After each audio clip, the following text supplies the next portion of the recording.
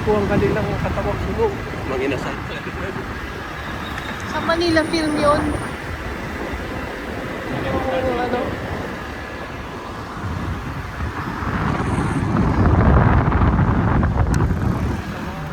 Manila Film Center yun. Yung madami nakatay. May po ang mga sunog nila katawan. Manginasal pa lang. Ayan yung Manila Yacht Club.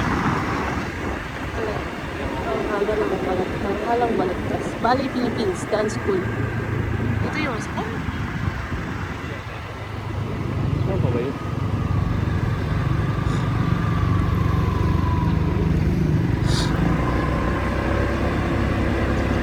Ito ang folk arts. Saan? Wala na rin? Sarado na rin sila? Wala, grabe no? Pinagsasara na nila lahat. Nunood kami dyan ang play. ICC na lang ang gumagana. Ilubid nila yan. Oo. Kaya yung lahat ng mga graduation doon sa Manila Hotel. Ah, talaga. Nilipat pala nila. PICC. Nasa na yung Manila Film?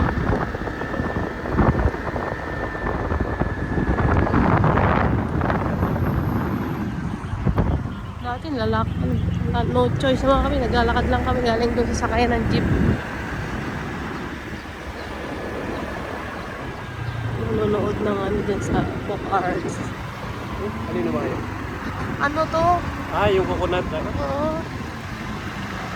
Ano yun? Coconut Palace? Ay, sorry. Coconut Palace ba tawag mo?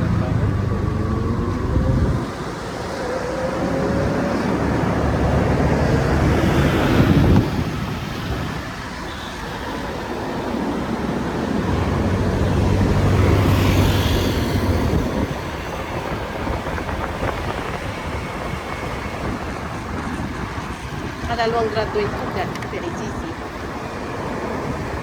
Malaki masyado sa loob yun. Oo.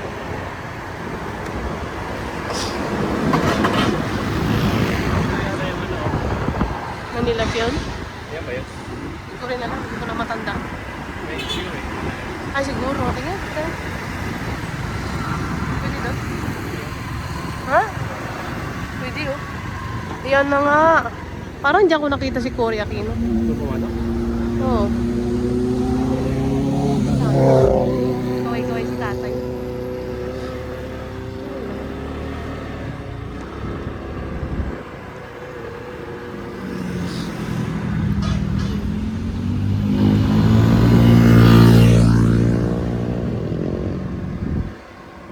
Wala.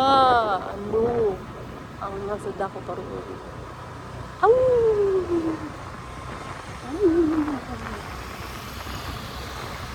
Sayang, no? Nanonood pa kami dito ng play nung college eh. Kung picture lang kita dyan sa gitna. Sa tayo. Hmm? Diyan ka.